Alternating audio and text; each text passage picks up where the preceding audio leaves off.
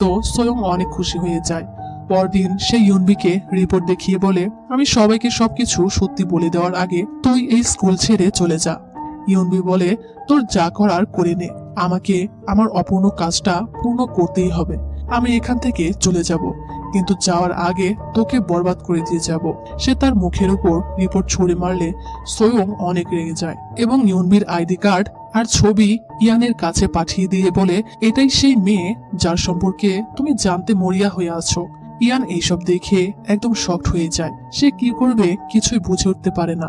রাতে ইউনবি তাকে ডেকে বলে, আজ তুমি স্কুলে কেন আসোনি? ইয়ান বলে, তার শরীরটা ভালো ছিল না। তখন ইউনবি তাকে বলে, ইয়ান, আমি তোমাকে কিছু বলতে চাই। কিছু সময় আগে আমার স্মৃতি ফিরে এসেছে। ইয়ান তখন বলে, তুমি আমাকে কথা দিয়েছিলে যে যদি তোমার স্মৃতি ফিরে আসে তাহলে তুমি আমার একটা ইচ্ছা পূরণ করবে। আর আমার ইচ্ছা হলো যে আমি এখন তোমাকে যে প্রশ্নটি করব সেটার উত্তর তুমি হ্যাঁ দিবে। ইয়ান তাকে জিজ্ঞেস করে, তুমি ইয়নবেল তাই না? এটা শুনে ইয়নবি কান্না করে বলে, আই এম সরি ইয়ান। ইয়ান বলে, আমি সরি শুনতে চাইনি, হ্যাঁ শুনতে চেয়েছিলাম। তুমি ইয়নবেল কিভাবে হতে পারো না? তুমি আসলে কে? আর তুমি আমাকে আগে কেন বলনি? ইয়নবি তাকে বলে, আমি ইয়নবেল না, আমি ইয়নবি, ইয়নবেলের যমজ বোন। যখন আমার স্মৃতি হারিয়ে গিয়েছিল তখন সবকিছু ঠিক ছিল। আমি আমার জীবনে এতটা ভালোবাসা কখনো পাইনি। এজন্য আমি একটি বড় ভুল করে ফেলেছি। আমি জানতাম না যে সত্যিটা জানার পর তুমি কতটা কষ্ট পাবে। আমি জানি অনেকটা দেরি হয়ে গেছে। মিথ্যা বলার জন্য আমি তোমার কাছে ক্ষমা প্রার্থী। ইয়ান বলে, আমি এই সব কিছুই বুঝতে পারছি না, আমার আরো কিছু সময় প্রয়োজন। এরপর সিন শিফট হয়ে পরদিন স্কুলে চলে আসে। স্বয়ং ইয়নবিকে বলে, তোর কি মনে হয় ইয়ান এত বড় একটা সত্যি জানার পরেও সে তোর পাশে থেকে তোকে সাপোর্ট করবে? সত্যিটা জানার পর না জানি ওই বেচারা কতটা হার্ট হয়েছে। এরপর ক্লাসের সবাই যখন তোর সত্যটা জেনে যাবে, দেখ তখন তোর কি হয়। তোর জন্য আরো অনেক সারপ্রাইজ রয়েছে। যাই হোক, এরপর আমরা দেখি ক্লাস প্রেসিডেন্ট মিনজুনের মা স্কুলে চলে আসে আর টিচারদেরকে বলে, আমার ছেলের কোনো দোষ না থাকা সত্ত্বেও তার 5 মার্ক কাটা হয়েছে। এমনটা কেন করা হয়েছে? যে দোষ করেছে তার শাস্তি কেন সবাই পাবে? টিচার বলে, যেহেতু প্রমাণ হয়নি কে কাজটি করেছে, তাই তাদের সবারই 5 মার্ক কেটে নেওয়া হয়েছে। আর এই 5 মার্কের জন্য মিনজুনের মা পুলিশ কেস করতে চায়। যা দেখে আমরা বুঝতে পারি সে তার ছেলের পড়াশোনার ব্যাপারে অনেক সেন্সিটিভ। এরপর আমরা দেখি ইয়ান স্কুলে না গিয়ে ইয়নবেলের মায়ের সাথে দেখা করতে এসেছে সত্যিটা জানার জন্য। মিস সং বলে, আমার কোনোভাবেই বিশ্বাস হচ্ছিল না যে আমার ইয়নবেল আর নেই, তাই আমি তাকে যেতে দিতে পারিনি। তার জীবনে অনেক কষ্ট ছিল, তুমি তাকে প্লিজ ভুল বোঝো না। আমরা খুব শীঘ্রই এই শহর থেকে চলে যাব এবং তাকে নতুন একটি স্কুলে ভর্তি করিয়ে দিব। ততদিন পর্যন্ত তুমি প্লিজ তার খেয়াল রেখো। এরপর ইয়ান ইয়নবেলের অস্থি দেখার জন্য আসে। ছোটবেলার বন্ধুকে হারিয়ে ইয়ান অনেকটা কষ্ট পায়। এছাড়াও সে যে মানুষটাকে ভেবে ইয়নবিকে ভালোবেসে ফেলেছে সেটা আসলে সেই মানুষটিই নয়। ইয়ান কি করবে কিছুই বুঝতে পারে না। এরপর আমরা দেখি সংজু সোয়ং এর আঙ্কেলের এজেন্সিতে অডিশন দিতে এসেছে। সে নাচ আর গানের দুইটাই অনেক ভালো পারফরমেন্স করে। আর তোমরা তো জানো যারা কেপপ ব্যান্ড সেলিব্রিটি তাদেরকে নাচ এবং গান দুইটাই সমান তালে পারতে হয়। তো জাজরা সবাই তার পারফরমেন্স দেখে ইমপ্রেস হয়ে যায়। স্কুলে এসে সেই ইয়নবিকে বলে, আমি অডিশন দিতে গিয়েছিলাম, হয়তো তারা আমাকে সিলেক্ট করে নেবে। আমি চেয়েছিলাম এই সময়টাই তুমি আমার পাশে থাকো, কিন্তু তুমি আমাকে সাপোর্ট করোনি। ক্লাসে ইয়নবি অনেক অসুস্থ হয়ে পড়লে সংজু তার কাছে যেতে পারছিল না। সে দেখে ইয়ানও ইয়নবিলকে ইগনোর করছে। মেডিকেল রুমে ইয়নবি শুয়েছিল, তখন গংতে সেখানে এসে বলে, আমি অসুস্থ। এই বলে সে বেডে শুয়ে পড়ে আর ইয়নবিকে দেখতে থাকে। ইয়ান একটু পরে ইয়নবিকে দেখতে ঠিকই মেডিকেল রুমে আসে। ইয়ান জানে না সত্যটা জানার পরেও সে কেন এমনটা করছে। এরপর রাতে গংতে ইয়নবিকে ছাদে নিয়ে যায় আর তাকে ইয়নবি বলে ডাকলে ইয়নবি তাকে ধন্যবাদ জানায়। তখন গংতে বলে, যখন তুমি আমার সাথে থাকবে তখন তোমার যেটা ইচ্ছা হবে সেটাই করবে, যেভাবে থাকতে ইচ্ছা হবে সেভাবেই থাকবে, আমার সামনে তোমার অভিনয় করার প্রয়োজন নেই। ইয়নবি এতে অনেকটা ইমোশনাল হয়ে যায়। পরদিন ইয়ানের একটি কম্পিটিশন ছিল, এজন্য সে স্কুল থেকে সেখানে যাওয়ার জন্য বের হচ্ছিল। তখন স্বয়ং ইয়ানকে ডেকে বলে, একটি মেয়ে ইয়নবেল সেজে নাটক করছে, এতে তোমার খারাপ লাগছে না? আমি ভেবেছিলাম তুমি আমার কথা বুঝতে পারবে। ইয়ান বলে, আমি শুনলাম তুমি তাকে আত্মহত্যা করতে বাধ্য করেছিলে। আমি জানতাম না যে তুমি এতটা নোংরা। এরপর সোয়ং ক্লাসে আসলে ক্লাসের সবাই তাকে বলে, মিস কিলার আমাদের মাঝে এসে গেছে। তারা বলে, তুমি তো এর আগে বললে সেই মেয়েটি তুমি নও, কিন্তু এইবার তো সরাসরি তোমার নাম লিখে কেউ পোস্ট করেছে। এইবার তুমি কি বলবে? সবাই বলতে থাকে, তোমাকে এখানেই আসতে হলো, চলে যাও আমাদের স্কুল থেকে। সংজু এসব জানতে পেরে অবাক হয়ে যায়। সে জানতো না সোয়ং এতটা নোংরা। সোয়ং সংজুকে কিছু বলতে গেলে সংজু তার দিক থেকে মুখ ফিরিয়ে নেয়। গংতে ইউনবিকে ডেকে বলে, এইসব তুমি কেন করছো? সোয়ং খুবই ডেঞ্জারাস একটি মেয়ে। তখন ইউনবি তাকে বলে, আমি এইসব কিছুই করিনি, কিন্তু যা হয়েছে খুব ভালোই হয়েছে। আর সোয়ং আমার কি করতে পারবে? আমি তো ওকে বরবাদ করেই এখান থেকে যাব।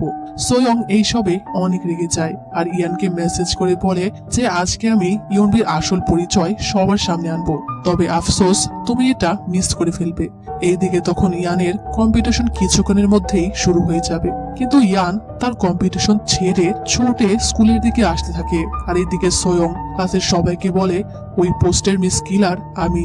কিন্তু যেই মেয়েটি পৃথিবীর সবার চোখে মারা গিয়েছে, তোমরা কি এটা জানতে চাইবে না যে তাকে কেমন দেখতে? আর এইদিকে ইয়ান ছুটে আসার সময় তার একটি অ্যাক্সিডেন্ট হয়ে যায়, যার ফলে সে তার কাঁধে অনেকটা আঘাতপ্রাপ্ত হয়। সোয়ং সবাইকে বলে, আমাদের ক্লাসে একজন আছে যাকে দেখতে হুবহু তার মতো। এই বলে সে তাদের সবাইকে ইউনবির ছবি দেখালে ক্লাসের সবাই এটা দেখে অবাক হয়ে যায়। তখন গংতে সোয়ংকে বলে, সোয়ং তুমি কয়দিন হলো স্কুলে এসেছো? তুমি ইউনবেলের ব্যাপারে জানোই বা কি? ইউনবিকে গংতে বলে, ইউনবেল এটা তোমার ফ্যামিলি ম্যাটার, তাই তুমি এটা বলো। ইউনবি তখন সবকিছু বলার জন্য দাঁড়ালে তখনই সেখানে ইয়ান চলে আসে আর বলে, ইউনবেলের স্মৃতি ফিরে আসেনি, তাই সবকিছু আমি বলবো। সোয়ং বলে, তুমি বলার কে? ইয়ান বলে, কারণ এখানে আমার থেকে ভালো ইউনবেলকে আর কেউ চেনে না, সে আমার ছোটবেলার বন্ধু। ইয়ান বলে, ইউনবেল তোমাদের কাউকে একটি কথা বলতে পারেনি। যখন তার 5 বছর বয়স ছিল তখন তার মা তাকে দত্তক নিয়েছিল এবং টংইয়নে ইউনবেলের একটি যমজ বোন ছিল, যার ব্যাপারে লেখা হয়েছে সেটা আসলে ইউনবেলের যমজ বোন ইউনবি, যাকে টর্চার করায় আত্মহত্যা করে নিয়েছে। ক্লাসের সবাই এইসব শুনে শকড হয়ে যায়।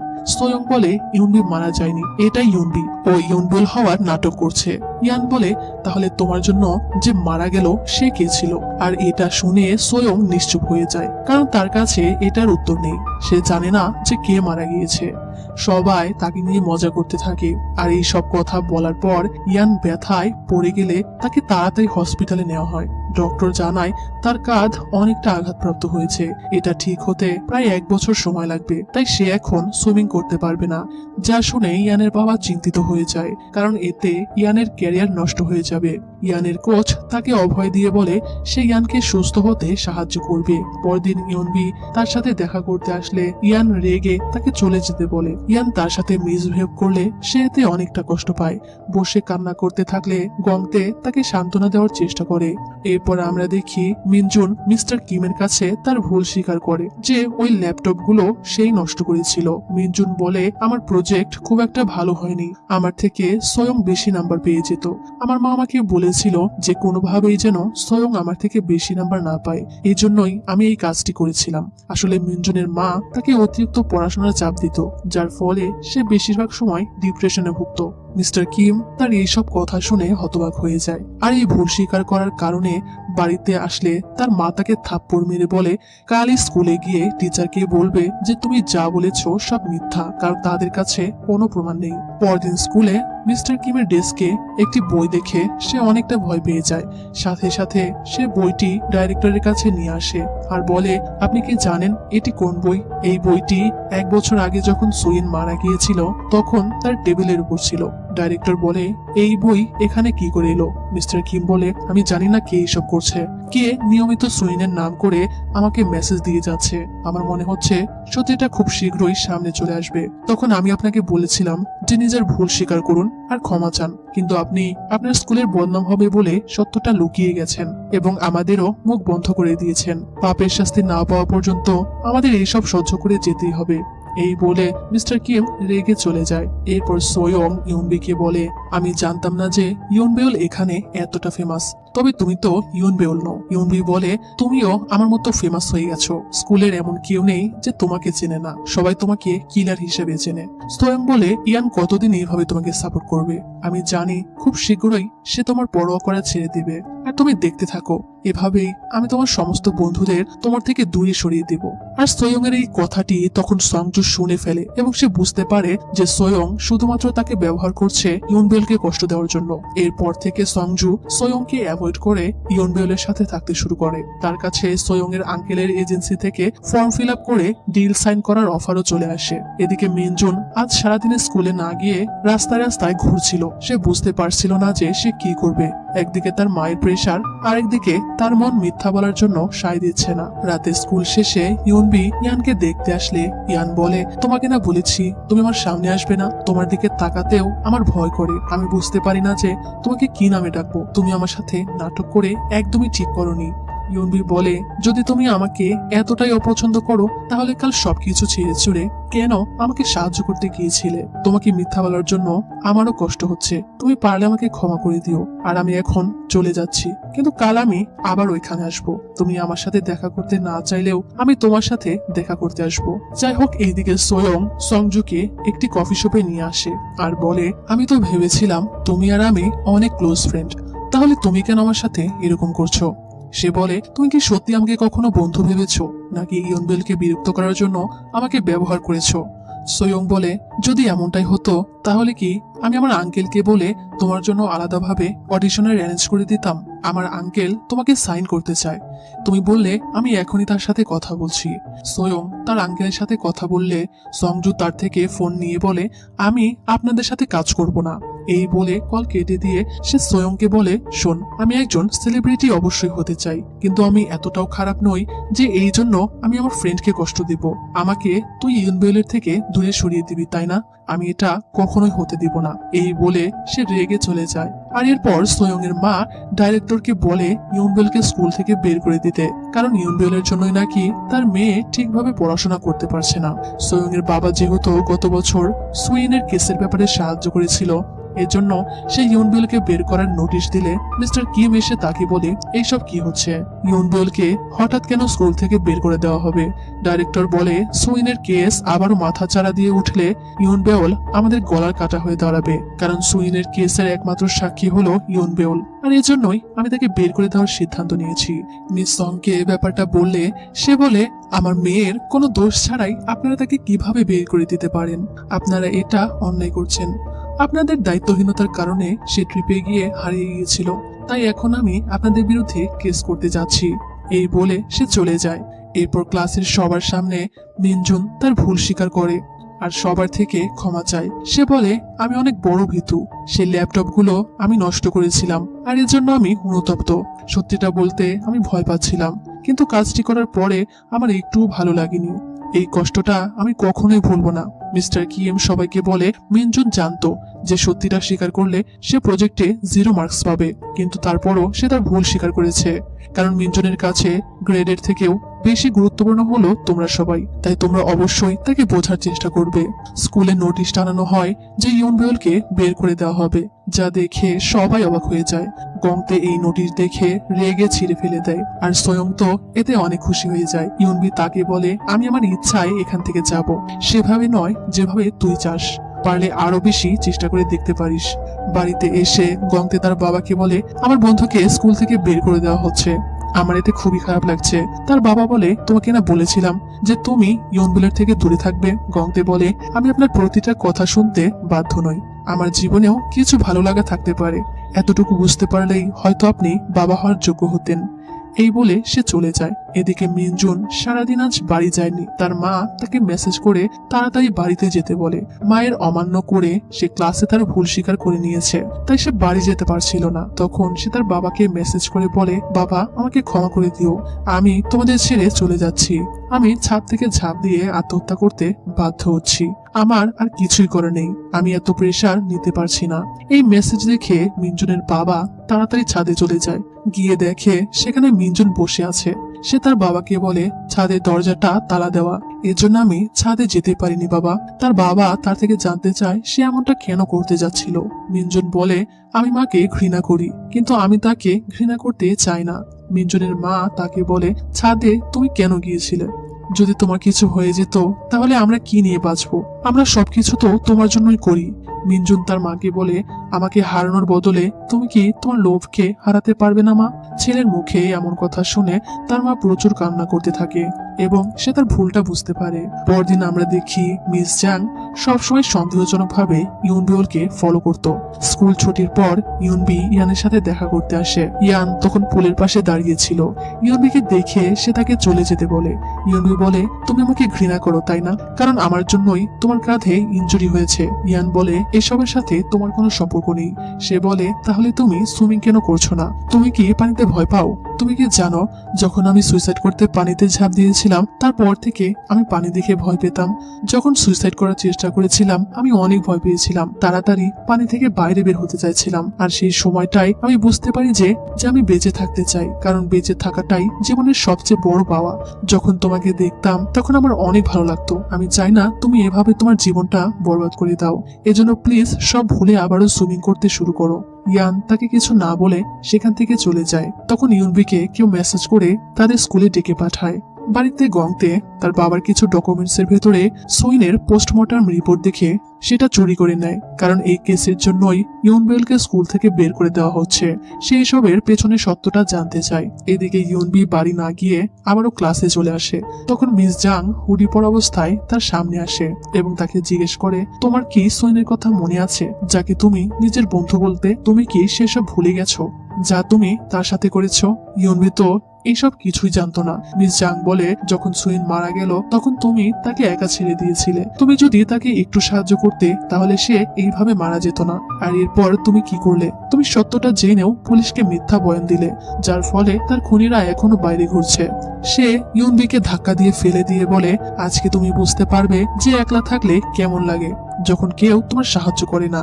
এই বলে সে ইউনবিকে ক্লাসে লক করে দিয়ে চলে যায়। ইউনবি চিৎকার করে সাহায্য চাইতে থাকে। নেটওয়ার্ক না থাকায় সে কোথাও কলও করতে পারে না। তখন মিস্টার কিম এসে তাকে সেখান থেকে বের করে নিয়ে যায়। মিস্টার কিম ইয়ানকে ডেকে তাকে বাড়িতে পৌঁছে দিতে বলে। এদিকে গংতে ইউনবিকে কলে না পেয়ে তাদের বাড়ির সামনে এসে দাঁড়িয়েছিল। ইয়ানকে গংতে বলে তুমি তো তাকে ঘৃণা করো তাই না? তোমার জন্য ভালো হয় যে তুমি তার থেকে দূরে থাকো আর তাকে কাঁদানো বন্ধ করো। পরদিন ইউনবি মিস্টার কিমকে বলে আমি ওই ব্যক্তির মুখ দেখতে পাইনি, সেখানে অন্ধকার ছিল আর তার মুখটাও ঢাকা ছিল। সে বলে ওই ব্যক্তি আমাকে সুইনের কথা জিজ্ঞেস করছিল এবং সে আমাকে প্রায় মেসেজ করত। কালও আমাকে মেসেজ করে ডেকে নিয়েছিল। তখন mister Kim CCTV footage check করলে সে সেখানে মিস জাংকে দেখে শকড হয়ে যায়। তখনই সেখানে মিস জাং আসলে সে তাকে দেখে কিছুটা ভয় পেয়ে যায়। ক্লাসে ইউনবি মিস জাংকে দেখে তার উপর তার সন্দেহ হতে থাকে। মিস্টার কিম সুইনের বায়োডাটা চেক করলে সেখানে সে মিস জাং এরও নাম দেখতে পায়, যার মাধ্যমে সে বুঝতে পারে মিস জাং আসলে সুইনের বড় বোন। রাতে মিস্টার কিম মিস জাং এর সাথে একটি বারে আসে। মিস্টার কিম বলে আমি অনেক ভালো একজন টিচার হতে চেয়েছিলাম, কিন্তু এখন আর আগের মতো আমার আত্মবিশ্বাস নেই। মিস জাং বলে এর কারণটা কি? মিস্টার কিম বলে গত বছরে আমি আমার একটা স্টুডেন্ট হারিয়ে ফেলেছি। আমি তাকে বাঁচাতে পারিনি, এমনকি তার মৃত্যুর পরেও আমি কিছুই করতে পারিনি। যা হয়েছে সেই সবকিছুর জন্য আমি দায়ী ছিলাম, কিন্তু আমি এটার দায়ভার নিতে পারিনি কারণ আমি একজন ভীতু। তখন আমরা দেখি মিস জাং মিস্টার কিমের এইসব কথা ফোনে রেকর্ড করে নিয়েছিল। আর তখনই মিস্টার কিম তার ফোন ধরে বলে যে আমার কথা এখনো শেষ হয়নি। মিস্টার কিম তো আগেই জেনে গিয়েছিল যে মিস জাং সুইনের বড় বোন এবং সে এখানে তাদের বিরুদ্ধে প্রমাণ সংগ্রহ করার জন্যই এসেছে।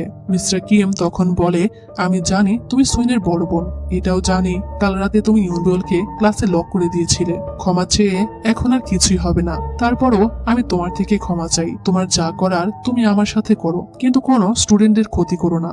মিস জাং বলে তুমি ক্ষমার অযোগ্য আর তোমার মুখে এইসব কথা মানায় না। তোমার জন্যই আমি আমার বোনকে হারিয়ে ফেলেছি। মিস্টার কিম বলে, আমি তোমাকে কথা দিচ্ছি যে আমি সবকিছু ঠিক করে দিব, কিন্তু ততদিন পর্যন্ত তোমাকে আমার উপর ভরসা করতে হবে। এই বলে সে তাকে তার ফোনটা দিয়ে দেয়। এরপর স্কুলে ইউনবি মিস জাংকে বলে যে আমাকে রোজ মেসেজ করে সেটা আপনিই, তাই না? আর যে আমাকে কাল রাতে ক্লাসে লক করে দিয়েছিল সেটাও আপনি করেছিলেন, কিন্তু এসব করার কারণটা কি? মিস জাং বলে, কারণ সুইন আমার ছোট বোন ছিল। তুমি কি সবকিছু ভুলে গেছো? তুমি আর সুইন বেস্ট ফ্রেন্ড ছিলে। এরপর আমরা ফ্ল্যাশব্যাক দেখতে পাই। সুইন আর ইউনবিওল বেস্ট ফ্রেন্ড ছিল। সুইন তাদের ক্লাসের কিছু মেয়ের দ্বারা নিয়মিত বুলি হতো। ইউনবিওল এসব দেখেও তাকে কোনো ধরনের সাহায্য করতো না। সব সময় সে এসব দেখেও চুপ থাকতো। একদিন মিস্টার কিম ক্লাস করার সময় সুইনকে ঘুমিয়ে থাকতে দেখে তাকে ডাকতে শুরু করলে একটি মেয়ে মিস্টার কিমকে ক্লাস চালিয়ে যেতে বলছিল, না হলে পরীক্ষার আগে চ্যাপ্টার শেষ হবে না। মিস্টার কিম আর সেদিন সুইনকে ডাকেনি। সুইনের শরীর অনেক বেশি খারাপ ছিল। ইউনবিওলও তাকে এইভাবে ঘুমাতে থাকতে দেখে তার কাছে আসেনি। স্কুল শেষে সে সবার মতো চুপচাপ চলে গিয়েছিল, আর সুইন সেই ক্লাসের মধ্যেই মরে পড়েছিল। মিস জাং তখন বলে এভাবেই তার মৃত্যু হয়েছিল। মৃত্যুর কারণ ছিল মেনিনজাইটিস। মৃত্যুর সময় ছিল মিস্টার কিমের শেষ ক্লাসের সময় বিকেল 4টায়, কিন্তু লাশকে খুঁজে পাওয়া যায় রাত 8টায়। যদি কেউ আমার বোনের